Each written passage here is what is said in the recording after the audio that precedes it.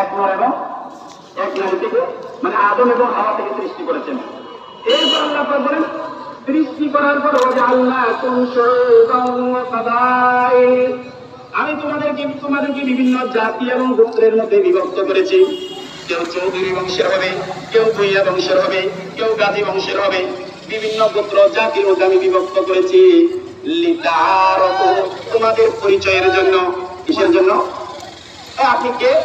অমুক বাড়ির অমুক এলাকার অমুক বংশের লোক, এটা পরিচয়ের জন্য, আর কিছু না।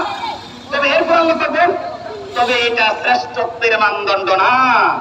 একজন মানুষের শ্রেষ্ঠত্বের মানদণ্ড হলো ইন্না আক্রামাকুম ইনদাল্লাহি আতকাকুম। যেই সর্বাধিক মুত্তাকি সেই সর্বাধিক সম্মানিত, যেই মুত্তাকি সেই সম্মানিত, তার ভিতরে তাকওয়া আছে সেই সম্মানিত, যার ভিতরে তাকওয়া নেই সেই সম্মানিত হতে পুরো বিশ্বের মানুষের জন্য ইসলামের এক। এভাবে আল্লাহ পাক রাসূল সাল্লাল্লাহু আলাইহি ওয়াসাল্লাম বিদায় হজের ভাষণের মধ্যে একটা ঘোষণা দিয়েছেন, ইয়া আইয়ুহান নাস ইন্না রাব্বাকুম ওয়াহিদ। হে মানব জাতি, তোমাদের পিতা এক। ওয়া আবাকুম ইন্না রাব্বাকুম ওয়াহিদ, তোমাদের রব একজন।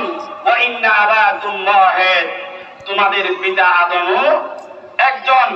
আলা আলা লা ফাদলা লি আরাবিয়্যিন আলা আজামিয়্যিন, আরবের উপর আরব জাতির কোন ফজিলত আর শ্রেষ্ঠত্ব নেই।